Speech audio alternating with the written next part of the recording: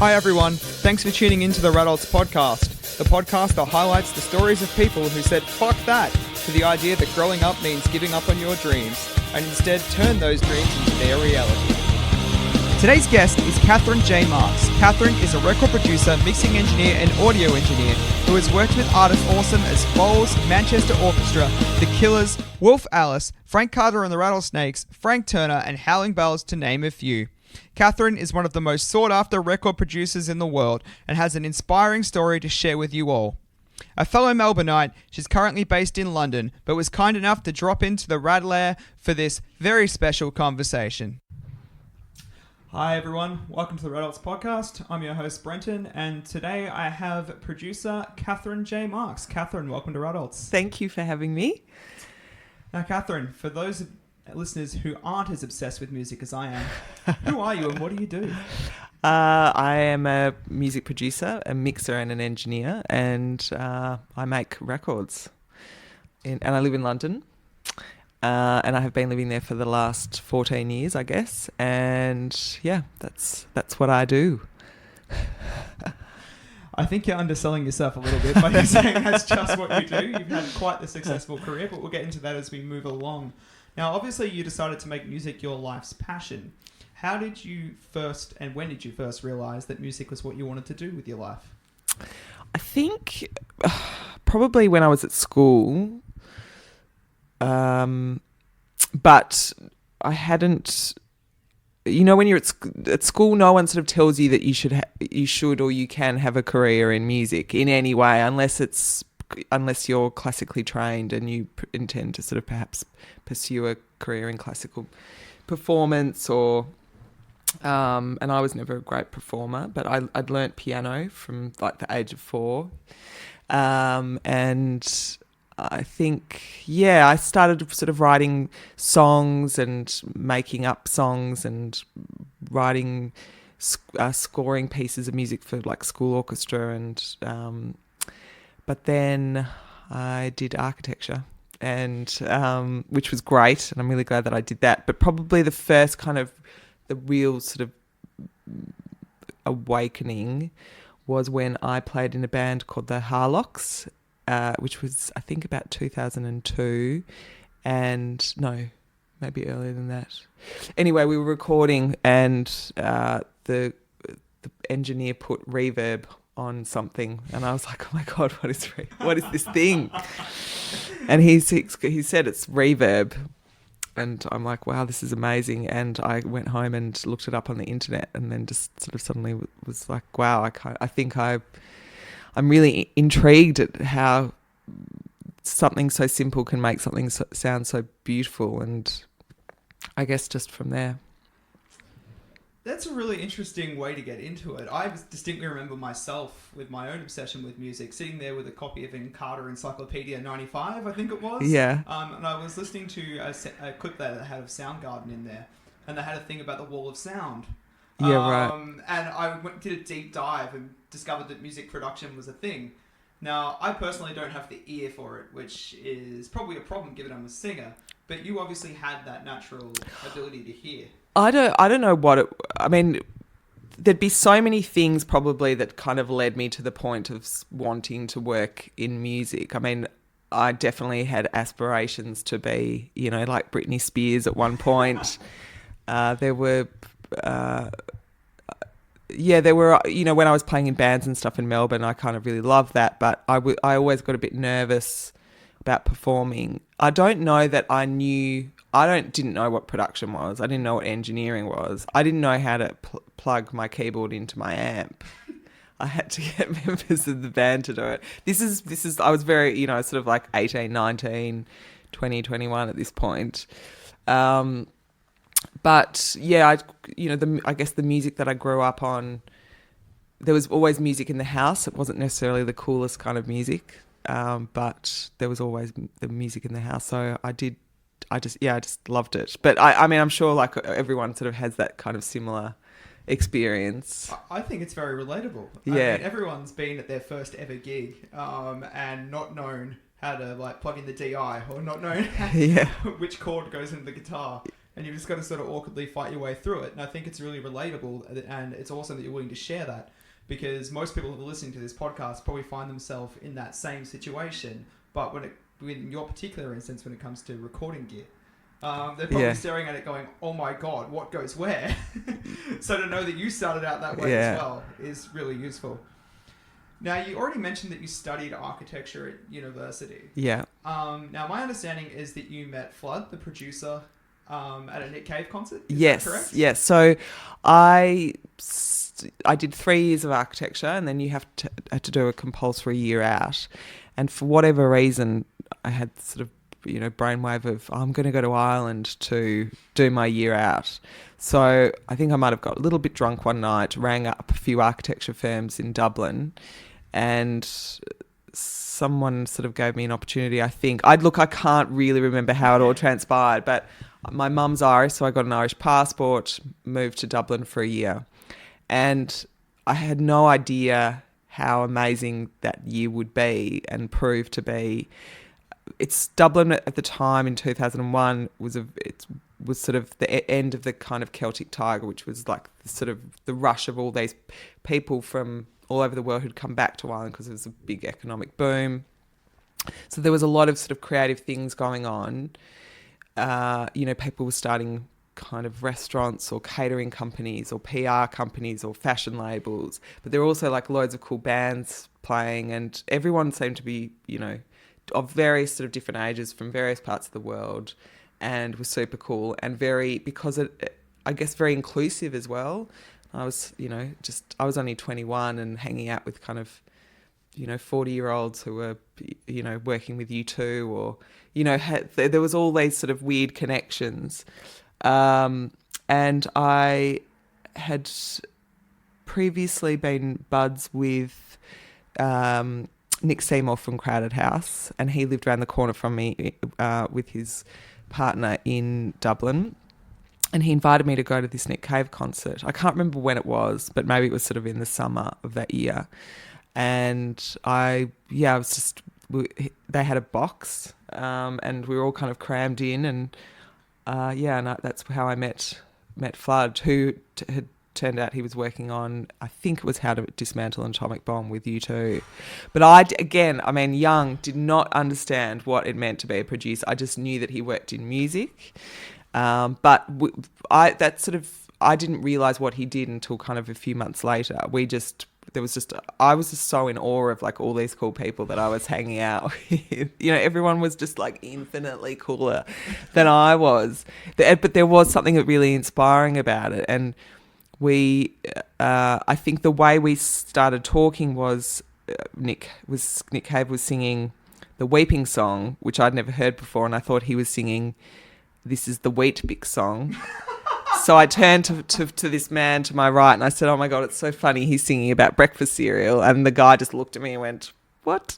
But he laughed, and we started to sort of, chat and get along. And then a whole group of us went to this bar called Lily's, which was in the centre of Dublin, and got horrendously drunk, and had the sort of, I had the time of my life just hanging out with all these kind of musos and people in the music industry and people on the periphery. And it was kind of wild. And there were lots of like little points that kind of led up to that, but that was sort of a little turning point in my life, which then led me to here. And you were fortunate enough to then go and work with Flood, correct? Yes. So PJ Harvey Records. Yes, I know. So what happened was, obviously became buds with Flood over the course of my year in Dublin, and at the end, once I'd sort of figured out, or it had been explained to me what he did, I said, maybe you could produce me or something, something lame like that. And he said, well, I won't. But if you do want to, get into the music industry or do what I do, you should go back, finish your degree, and then in a couple of years, let's kind of see where we're at. But he was like, go and join some bands, go and write music. Really kind of sound advice, because he was basically saying, go and figure out if you actually want to get into production at all, because, if you want to be a performer, this is the wrong this is the wrong discipline, basically, because it's not about you, and you have to sacrifice a lot. You'd have no social life. There's a lot to learn. It's high pressure. So basically that was the end of 2001, and then in 2005 I moved to London. So you moved to London and Yes. you set foot in a studio, probably for one of the very first times. Day one, what are you thinking? I walked in. He was working. He was working on an AHA record, mixing an AHA record, and I had literally just got off the plane. So just the taxi from Heathrow Airport to the studio in Willesden, and I walked in with my little wheelie bag and kind of everything in my life, and I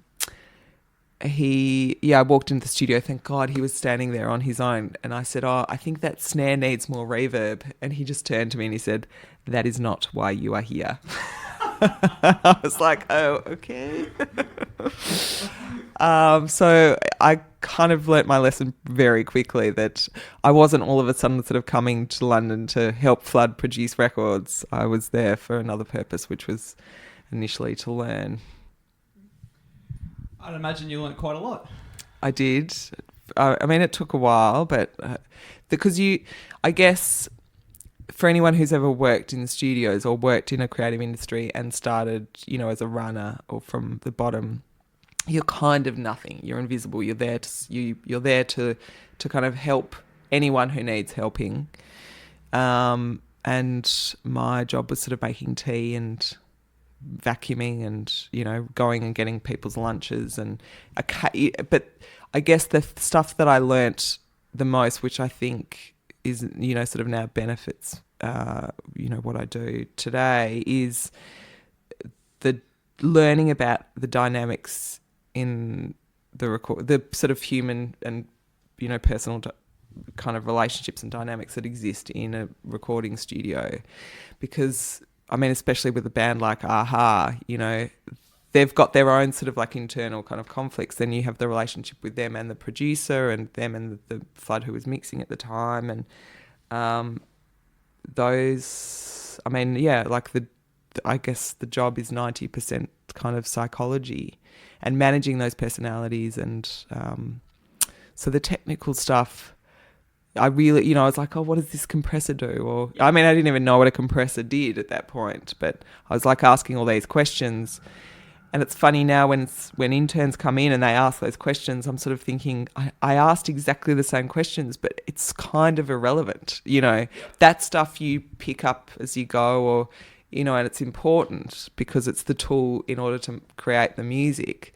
But the stuff that is, kind of crucial is how you deal with people.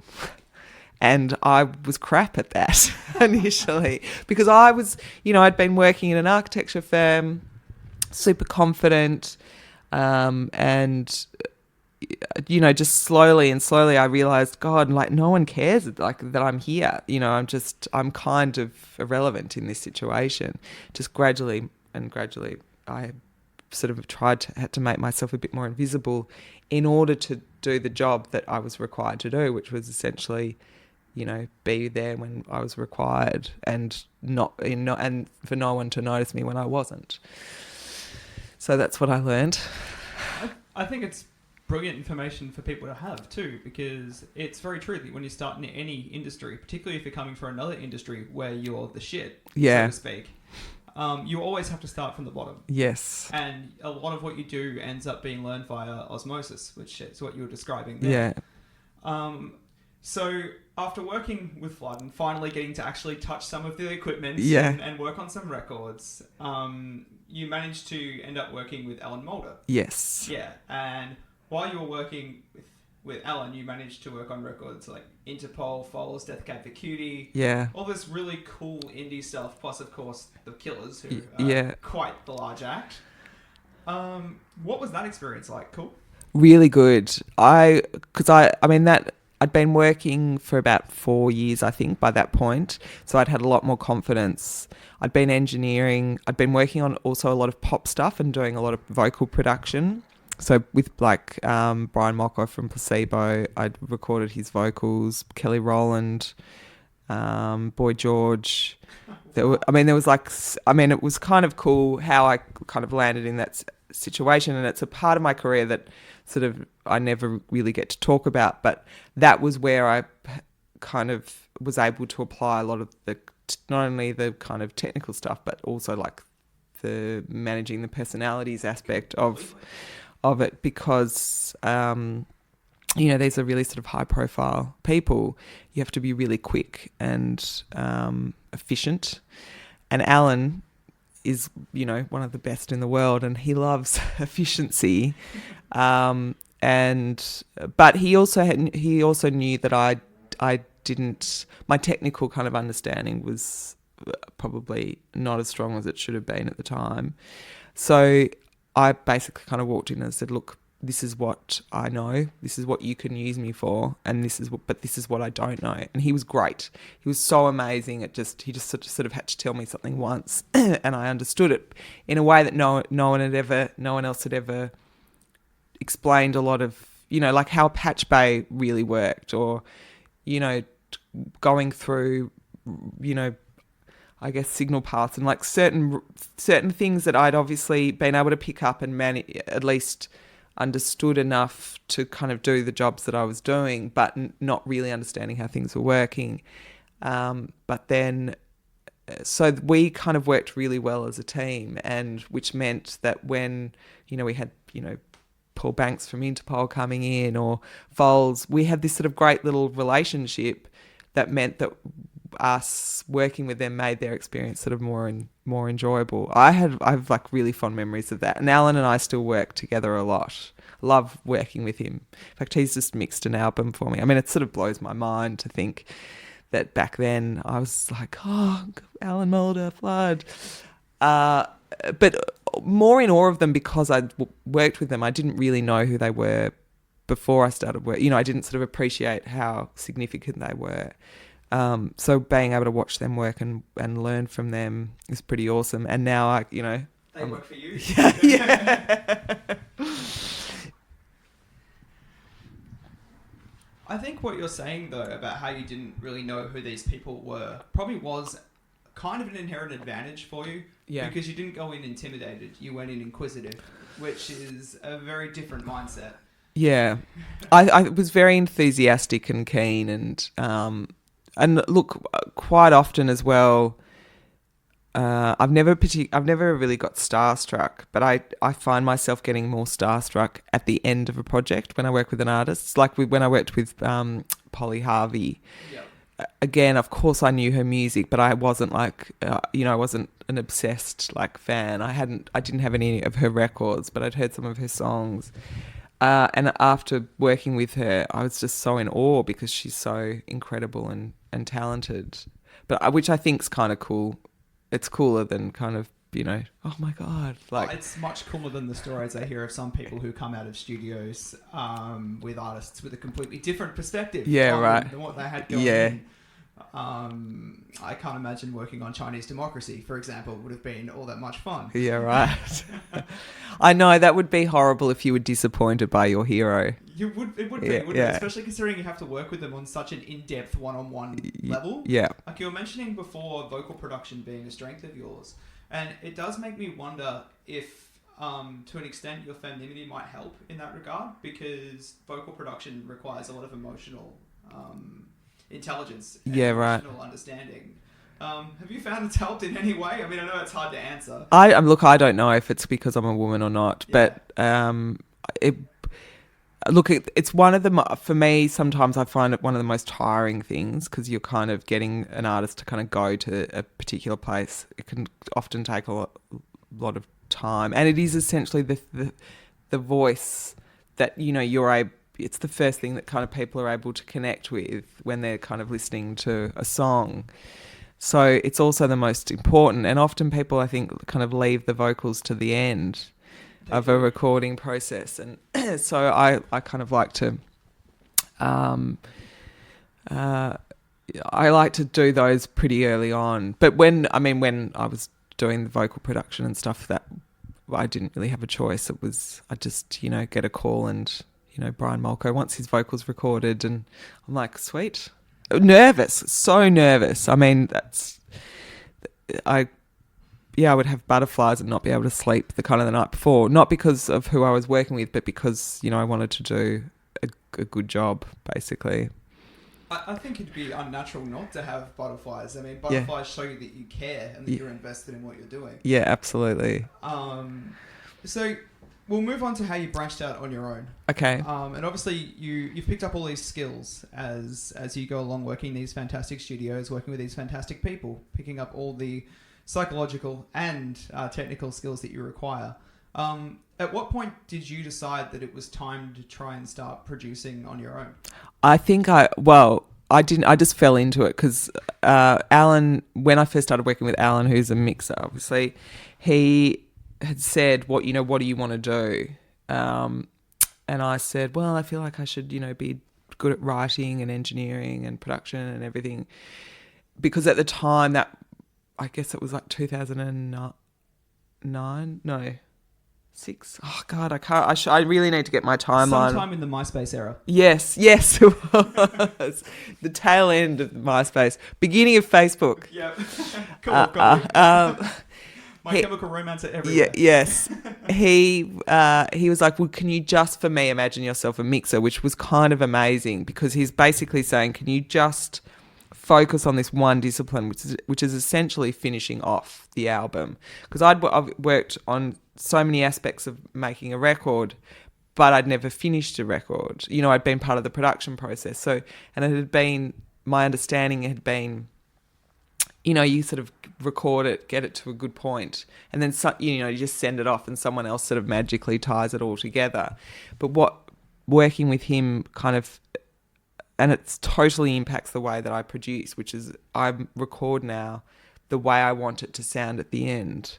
So whether I'm mixing it or not. So when I'm mixing it, I barely have to do much because it's sort of all the pieces kind of fit together in the way that that I want it to. I sort of have like this idea at the start. So you kind of visualize the record or the soundscape. Yes. Which might come from your architectural background, where you're able to visualize how it's all going to look at the end. That is, like, I couldn't have put it better myself. Exactly. Yeah. I mean, architecture is both a math and a creative method. And I think it's interesting that you come from that world and then are able to apply those techniques to your production work. Yeah, I don't think it was ever conscious, but anyway, so working with Alan, that the kind of attention to detail and kind of eking out the last sort of remnants of emotion that you possibly can from a production, and then the kind of technical tools in order to achieve that. But also, you ask Al, of course he knows what he's doing, but he, you ask him the specifics and he's like, oh, I don't know how I got there. And I mean, I'm kind of the same as well.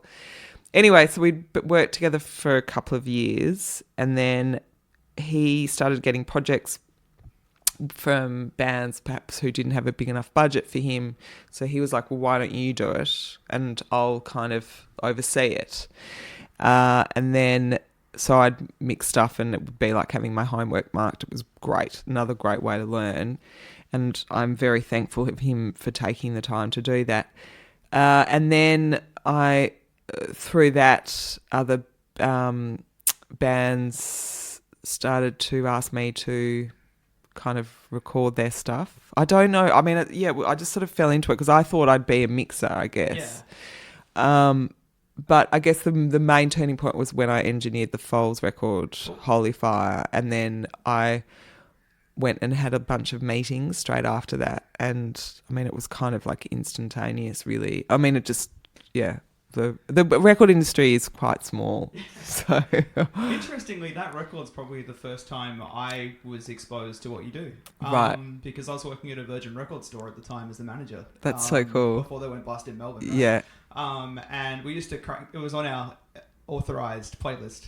So okay. It used to be on every single morning. So without knowing, I was probably listening to some of your work. Yeah, right. Which is really interesting to hear you say that. Do you remember what the first record you got all the credits on? So production, mixing, and mastering. Oh my God. Or at least production and mixing, if you like. Because mastering, I know, is frequently done elsewhere. Yeah. The first one was actually before Holy Fire. It was a self-funded artist called Mike Marlin, who he was in his 50s. And that was kind of such a brilliant way to learn. He was quite a quirky artist. I did a bit of songwriting with him as well. And he essentially... we just spent a couple of months kind of writing, recording and mixing. And actually we went to LA to mix it. Cool. I mean, it was kind of an amazing experience. But because it was self-funded and not, sort of released commercially, it allowed me to make I learnt so much from doing that. It allowed me to make a lot of mistakes kind of without anyone really knowing. But also, I kind of listened back to that. I'm like, oh, there's something really cool about that. I also did something... I mean, there'll be... If we're talking about for a major label, that's a whole different story. Of course. Because there were loads of, unsigned band stuff that I did, to unsigned kind of... bands are bands, yeah. music is music. If yeah. it's independent or not, yeah. it's still valid. Yeah. It's still valid use of your yeah. talent. Well, there was a bunch of stuff then just throughout, between 2005 and start of Facebook.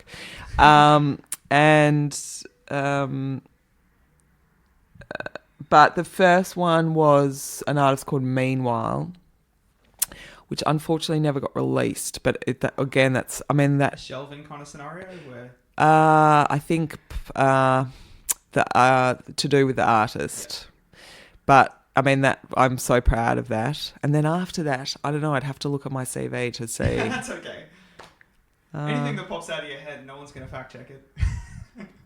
I can't think. There's sort of... if you ask me, when was that? That must have been 2012, 13, end of 2013. 2014, there might have been Sunsets. Oh, Howling Bells. Hey, good record. What's the record called? Do you know? I don't know, but I remember listening to it. Is it called Heartstrings? Yes. Can I swear? Yeah, go for it. I fucking love that record. Can I tell you my favourite thing about the record? What? It's the vocals. Yeah. The vocal production's fucking outstanding. Her voice is just... Do you know, I listened to it the other day because Spotify doing a sort of... have asked me to put together a playlist of all my CV.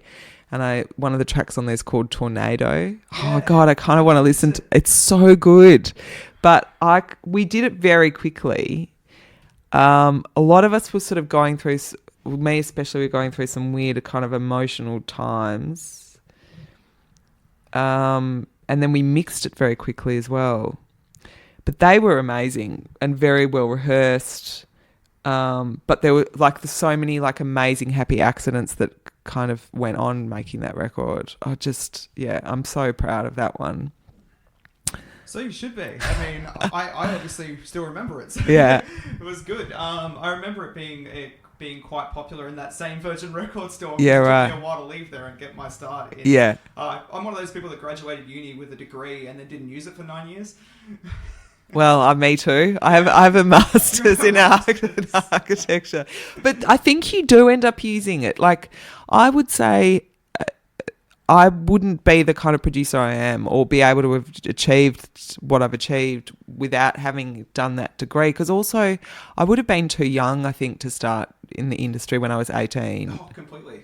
You hear stories of people that start at that age, and while some are incredibly successful, it's mostly a bunch of flame outs in the end. Yes. I just wouldn't have had the stamina. I mean, I've had many sort of burnouts kind of over the years, but and the pressure and kind of, I probably would have thought people were being mean to me at the time, had I been that young. But how old I was when I started, I was sort of old enough to understand I had sort of enough life experience to go, people aren't being mean, they've just got a job to do. And it's kind of, it's tough. And you're with someone for 16, 18 hours a day and...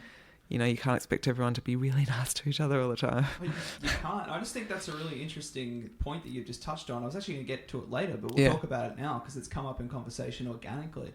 The hours in the music industry, particularly in the production space you work in, are crazy. They are not 9 to 5 hours, which I think is something that people need to know before they think about going into it. They've got better. I mean, when I first started, it was there was no studio hours were, however long you wanted. There's a greater restriction on it now, so there's usually a 10-hour or 12-hour limit. And I know in Australia they do 8 hours in some studios. Fascinating. So, which I think, it's better. Sometimes I get a bit frustrated by that, especially if it's an 8-hour or 10-hour studio, because, 12 hours is good. I'm used to that. 10 hours is good too. But it's just sometimes things take take time to kind of get going. But also just stuff takes time. Creative stuff takes time. You can't rush art. You can't. And I think it's really interesting because a lot of acts that you're working with are coming with such different budgets. Yeah. And budget does have to come in mind. How much do you think that influences how good the end product is? Well, I don't know, you tell me. The Howling Bells record was not done on a massive budget, and I think it's such a beautiful sounding record. I say that objectively, or trying to be objective, because obviously I produced it and mixed it, but I listen to it now as though I was not a part of it and kind of marvel at how quickly and cheaply we did that. But then, the records that I'm making now, there's a different level of pressure, and sometimes it's a bit frustrating when someone wants the kind of quality of a Queens of the Stone Age record, which might have taken over a year to make, when you're only given 3 weeks. So, but then you kind of have to manage expectations and make sure that the whole team around the artist and the band have their expectations managed as well. The Big Moon. Yep. I don't know if you know them. We did that record in 7 to 12 days. We'd recorded 4 songs, previously, but we essentially did 9 tracks in 7 days, and to me that's a great sounding record as well. And so I don't know. Look, I kind of work with what I've given, and then that in itself is kind of exciting. And if it's 7 days or 3 weeks or 3 months, you make the record is going to take the amount of time that you're given, unless you go over schedule. But I don't. So that's true. I wonder if that's why some of those major label bands in the 80s ended up in the studio for 12 months, 13 months, 14 months. Yeah. Because they could. Yeah. Not because they needed to, just because they could. Oh my God. Sometimes I wish there was I was back in the 80s where there was a cocaine budget and, you could afford to be hungover for 3 days. And, if you were in the south of France in an amazing residential studio with a pool, you could just if things weren't happening in the studio, you could just, chill for the rest of the day. But you can't do that anymore. At least I feel like I can't. I have to, if I'm there, I have to work. I think maybe Muse might be one of the only bands that are still able to work that, judging by the soundscape of their records. But it helps that they have a musical wizard, I suppose, in their band. Before we move on to kind of the second half of the podcast, I did want to mention, I actually said this to you at the front, that there was a record that came out in 2017 that you worked on that I loved, and it's Manchester Orchestra's A Black Moth Surface. I thought it might have been, yeah. Do I give off that vibe? No, but it's a lot of people's favourites, and I love that record as well. Yeah, I just think it's really warm sounding, and it makes me wonder what your preferred method of recording is. If you work with analog technology, digital technology, or a combination of the two. You mean, do I work to tape or to Pro Tools? Pro Tools. Yeah. I'd love to work with tape, but I find, again, with the timelines and the budgets, often it's not possible. Look, there's always a way. So I work on Pro Tools, but I will use Pro Tools like tape. And we'll also, use with a combination of a lot of analog stuff.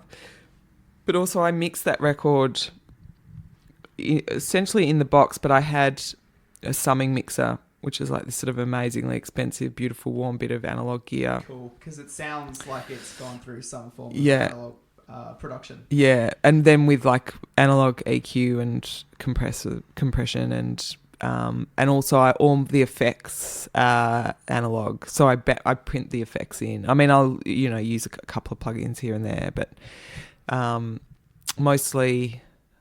And look, this is not out of purity. It's more just from or wanting to kind of keep it pure. It's, I think, excuse me. I think it's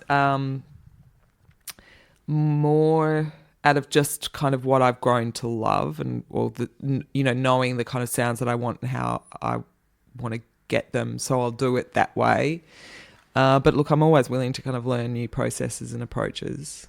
On every record, I try and find something new to learn or do something different. Awesome. I think you should find your way to your glass of water. Yeah. And I'll find my way into a segment known as a rad break. A rad break is a point in time in the podcast where we step out of our in-depth conversation to ask you a question that is a little less serious, although in your instance, it could take up the rest of the podcast. Okay. So I'm going to ask you my top 5. Okay. And it's my top 5 producers that influenced me. Hang on. You're asking me what I think you... Okay. Okay. Yeah, sorry, yours. To clarify, your top 5 producers that influenced you. Influenced, I wouldn't have known enough when I first started, but influenced now... Oh my gosh, I've actually never thought about this. Timbaland. I'm obsessed with him. Cool. And I love James Ford. Cool. He just did the Arctic Monkeys record and everything. Who else? I love Flood. But I don't know if he influenced me. Mate, I mean, he would have just by like inadvertently. Oh man, can I come back to that? You can at the end if you want. When people say, "What's your top 5 favorite songs?" or "What's your top 5 favorite albums?" I'm like, that's an impossible question. Well, it is because it'll change every day. Yeah, completely. I always get annoyed when people do it to me too, so I should stop doing it to other people. But hang on, let me think, because someone did ask me this the other day, and I was sort of talking about who I thought were. Look, there's other producers, some of my peers, and some people who've kind of been around for a long time. I mean, I think Mark Ronson is incredible. There's a guy at the moment who's become my arch nemesis. No, not really. His name's Cam Blackwood. Cool. So we started at the same time, and he's just made a George Ezra record, and I think Jack Savoretti. I mean, he's killing it. But we kind of joke because his production is so kind of simple and stripped back and to the point. I find it really beautiful and kind of incredible what he does, but then he will say, how do you make it sound so rich and thick and like, so I kind of like that we're both, the grass is always greener. I really want to do what you can do, and he's like, I really want to be able to do what you can do. Maybe you'll have to work together sometime. Yeah, I mean, I actually texted him the other day. I'm like, I will have to work together so I can steal all your tricks. And he just wrote back saying lol, so I don't know what that means. That was 4. Who else? I mean, Alan Moulder is an incredible producer. I actually love his production style. Awesome. Wow. I've got a friend who's a producer. He'll kill me if I don't ask you some technical questions. Okay. So I'm going to ask you some technical questions, but they're not that technical in nature. It's not going to alienate the people who are listening who don't give a fuck about audio production. No. We already touched on how you record. But I'm curious as to what your typical workflow is like. So when you get a band into the studio on day one, what are you looking to get out of them sort of in each part of the recording? Day one is setup day. Yep. And that's really important. It like involves a lot of interior design. Hey! Where's everyone going to stand? How's everyone going to interact?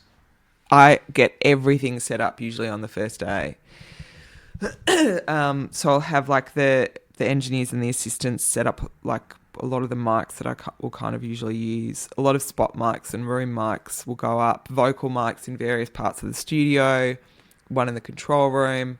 We'll have synths set up so that basically, and anything that we want to do, it's all ready to go, and it's just a flick. It's just a switch of a mic pre or a swap in the patch bay or something, rather than me like going, oh, okay, so maybe we should do this now, and then like waiting half an hour for something to be set up. So that's actually really important to me. Even if it's with a band, usually we've done a load of pre-prod, so everyone's kind of well rehearsed, but that rehearsal will kind of go into the studio. So as everyone's setting up, the band will rehearse around the kind of setup process. And I'll just be kind of, the moment like a few mics are set up, I'll just start recording and I'll just let it run. And like gradually more and more like mics get set up. Because, you just basically, you never know. And sometimes, look, the takes that I've ended up choosing are like the first or second take without a click that no one has sort of thought would end up being used. But the feeling that I got when I first heard it hasn't been replicated. But, I mean, look, my process has been changing recently, partly out of efficiency and also like from learning from other producers. Like I worked on the Wombats record with a producer called Mark Crew, and prior to that I was very performance based, and performance is really important, but like how everyone's performing together live, and I'll just push and push and push until I get that thing that just sort of makes me feel amazing.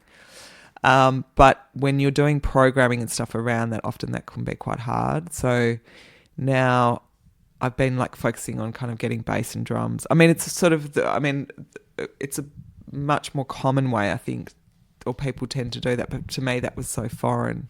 Look, I don't know. It's the process sort of changes all the time, but essentially, it'll be, I want to get sort of good performances and get good foundations of the song.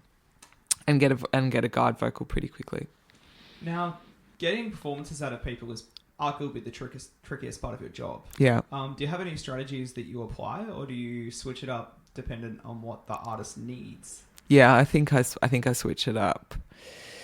I don't know. You'd have to ask the artists that I work with. I've been working with Frank Turner recently. Awesome. I love Frank. Really? Yeah, absolutely love him. I think he's a fantastic lyricist, a great dude. Yeah. Yeah. He's what a like ridiculously talented guy. But on the second day he was like, oh my God, I know what you're doing. And he goes, I know what you're doing, but I can't help but go along with what you're doing anyway. I mean, he was never sort of really explicit about it, and neither was I, and I don't really know what it was that he was referring to, but I guess it's look, sometimes I call it mind fucking, because it's you're kind of, but it's not, look, I mean, that's such a horrible description. It's more like mind hacking, if you like. Yeah, mind hacking, yeah.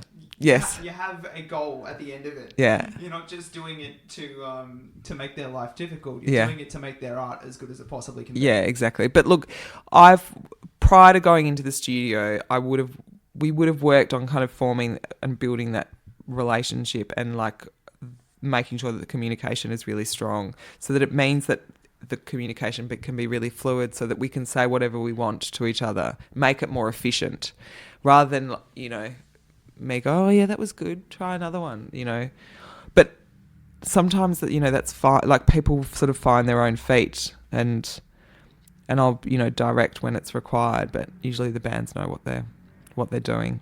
I'm just there to like cheer them on, give them a pat on the back. Awesome. It sounds like you've had pretty good experiences so far in the studio with artists, in that you haven't, or you don't appear to have had too many artist hissy fits. If you were to have one, do you know how you would deal with it? Oh, there've been loads. Oh, cool. Yeah. But I'm not I don't want you to give me names. No, It's no, fine. no. No, just more like how you dealt with it.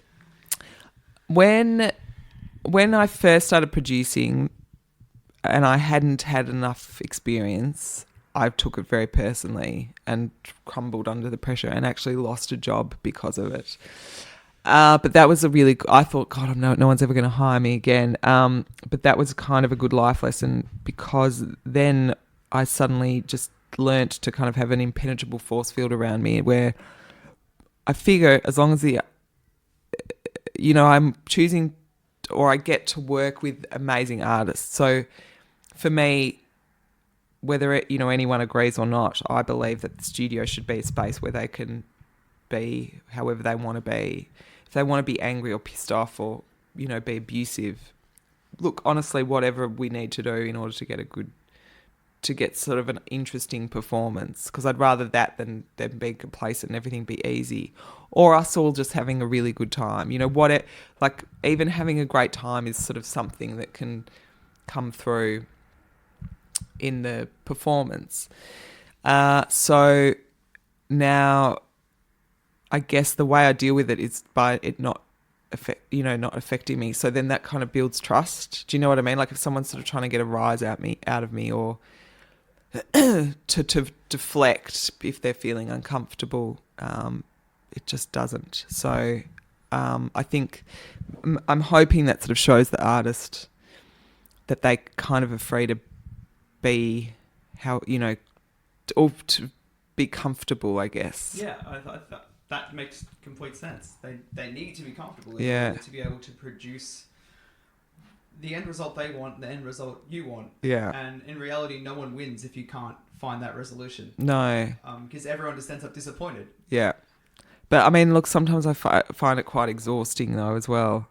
Sometimes I'll just, if someone's being an asshole, I'll just walk out of the room and slam the door as well. Well, you're a human, that's your right. I know, but I mean, and I guess sometimes that works as well, because it's so weird, because normally I'm so calm in the studio. So when I get angry, it's like their mum getting cross with them. I don't know. I think that's really interesting that you've said like their mum getting cross. Well, no, I would never have described it that, but a band, All Us in Love, in an interview recently said I was like their mum. And I was like, hang on a second. I don't know how I feel about that description. But, I mean, it was kind of sweet what they were saying. That's awesome. Now, do you think that you have a signature sound now? I don't know. Do you think I do? That's a good question. I kind of feel that on the stuff that you are in control of entirely. Yeah. Yes. Like including mixing. Yeah, including mixing. Yeah. Then yes, definitely. Yeah. And I think you can definitely tell that it's a Catherine Marks production when it's being produced and mixed by you. Yeah. Of course, it's more difficult to tell when you're mixing someone else's sessions. Yeah. Because that's just not something that your average listener is going to pick up. Yeah. But it is something that people should know about. Yeah. And that is that what is the difference between production, mixing, and mastering? Oh man, this is like so simple. It's like I'm being tested for my knowledge. Well, as informally as possible. It's fine. Yeah, there was a meme going around a couple of years ago, which I thought was quite apt, which is basically recording is. Recording is like taking the photo, mixing is airbrushing it. No. Airbrushing is the mastering.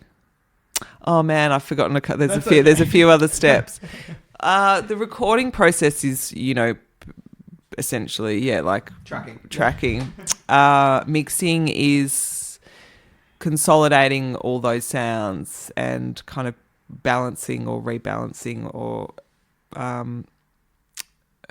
kind of bringing to life a little bit more what the recording is. I mean, at least I hope that's if someone else is mixing my productions, that's all they have to do.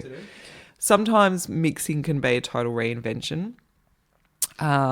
and that's great. But the production is, you're kind of getting the kind of performance and like the message of what, the identity. Yeah. The mixing is enhancing that identity, and then the mastering is hopefully just making it sparkle a little bit more and taking out any, unwanted low frequencies that you can't hear in your mixing room. I don't know. The mastering is what makes it sound amazing on your headphones. Well, the mixing, no. What, mixing? Yeah. Mixing should, no, the mixing is what, I mean, look, the whole process is what should make it sound. Like, I hope, I mean, like some of my like monitor mixes, my desk mixes, I think like still sound gorgeous. Yeah. But yeah, mastering, there's a lot, I mean, nowadays there's a lot that you can do, but when it goes to mastering, this is what I believe. Unless you ask specifically for them to like do something incredible, same with the mixing process, mastering should really just be, if it's mastering an album, they should be matching the levels of all the songs. If you want it a bit like pushed, a bit louder, a bit more hyped, you want more top, just really tiny little detail stuff that kind of tips it over the edge and makes it amazing. But nowadays they can like widen stuff. I mean, but a lot of times when I work with great mastering engineers, but sometimes if you send it to an unknown, they like, it'll come back and I'll be like, it doesn't sound anything like my mix. I actually get a bit pissed off. That makes sense. I mean, they're messing with your art. It's the same as I'd get pissed off if I was the musician and it came back not sounding like me. But it does make me want to ask one very simple question. And that is, I've been told many times by producers that you cannot polish a turd. Right. Is this true? True, but you can spray paint it gold. Yes. So the artist has to be talented. There has to be a performance there in order for it to be something that's usable. Yeah. Yeah. I mean, I don't know, because I'm very lucky because I get to work with such amazing people. So, but look, it's so subjective, isn't it? It is. What's good? To what I think's good, someone else might think's really crap. Someone doesn't like what's on radio. Yeah. That's awesome. I mean, that ends that part of it, so that's cool. We've only got a couple more things to do before I let you get back to enjoying the wonderful city of Melbourne in the limited time you're here. I am actually really flattered that you took the time to do this. I'm going to say that now before I say it at the end. My pleasure.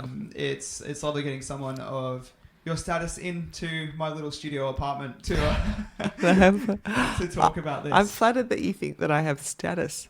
Well, you've got status in my Spotify account anyway. Okay. Prime positioning in a couple of circumstances. Thank you. And if you're working with Frank, you're going to get a lot of Spotify streams out of me. The record that we're working on is really cool, actually. Cool. Yeah, I've seen him many, many times, and I find him quite an entertaining man. So I'm looking forward to that. If you had found yourself stuck on a desert island. Yes. Yep.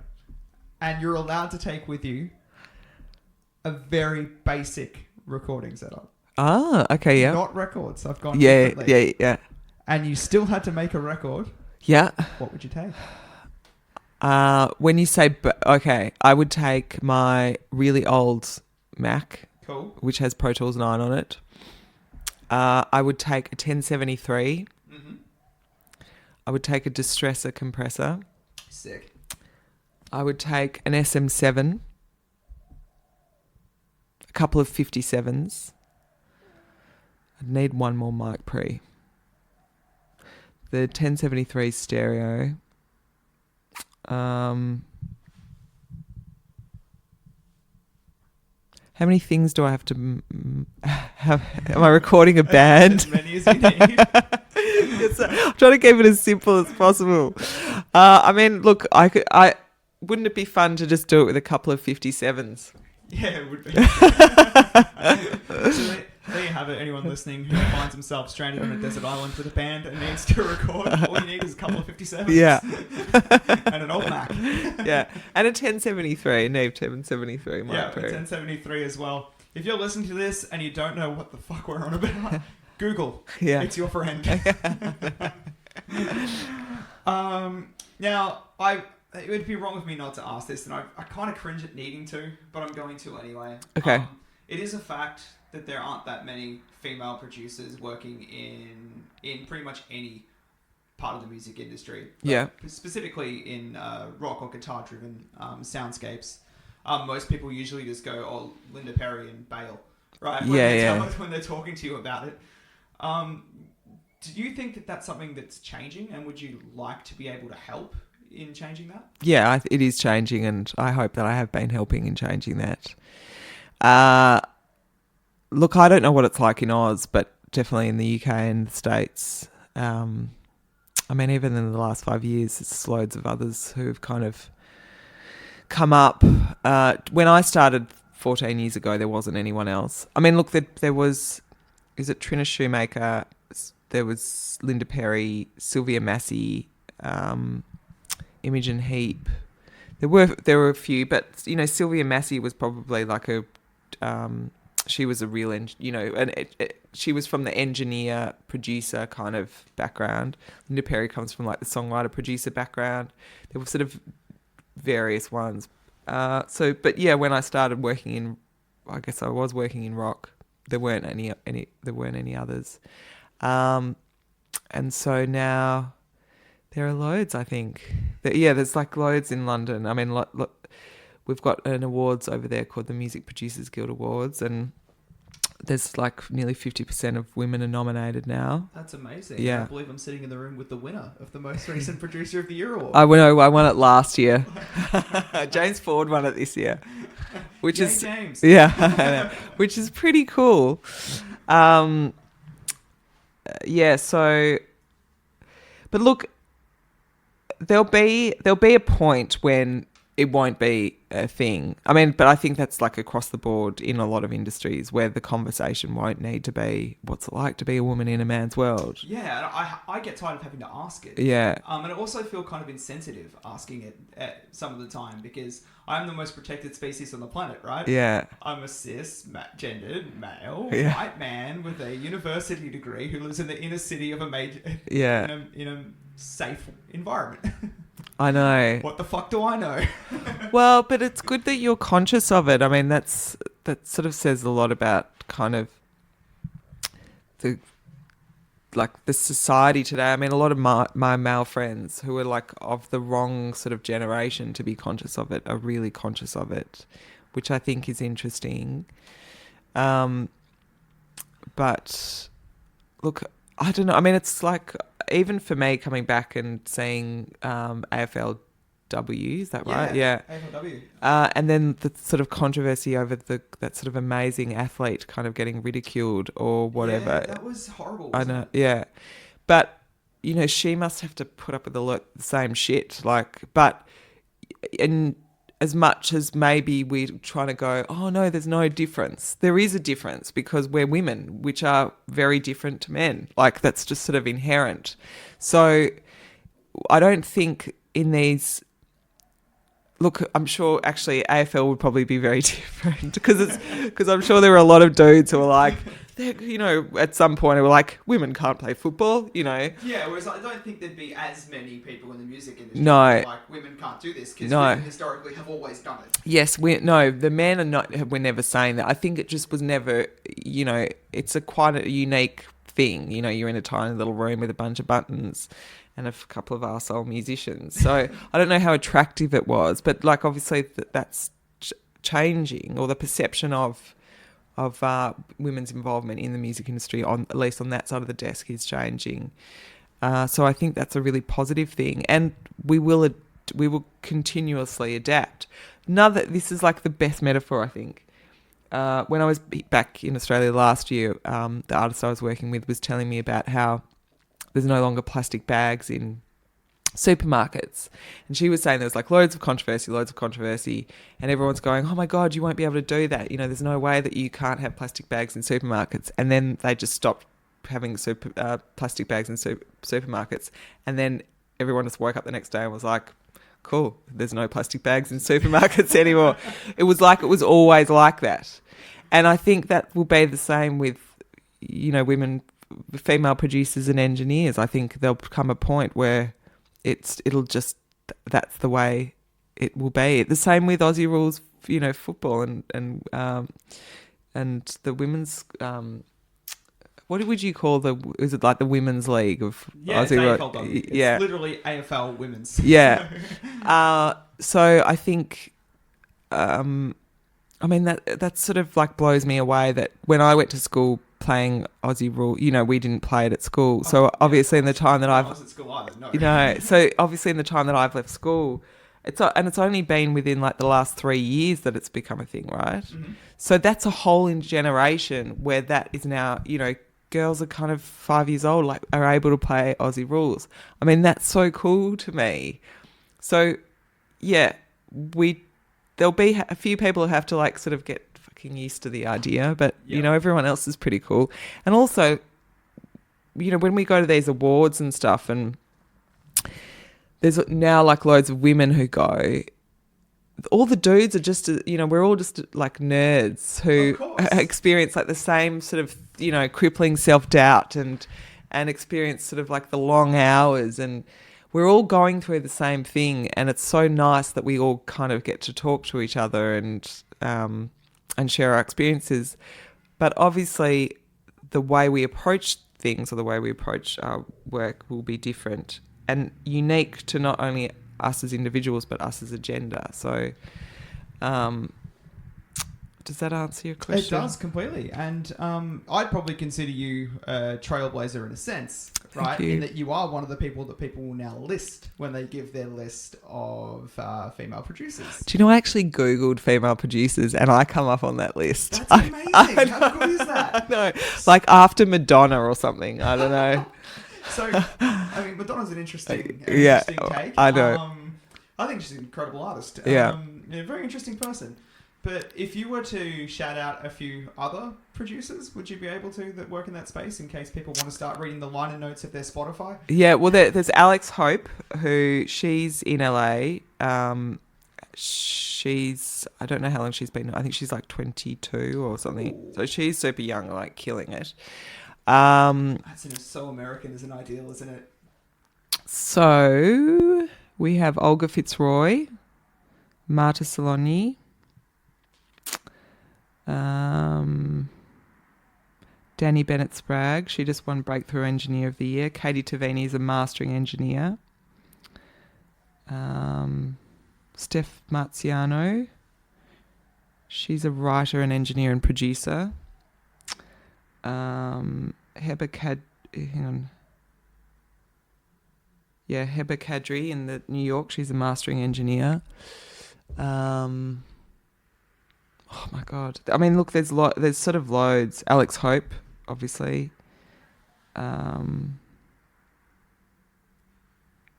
Shura.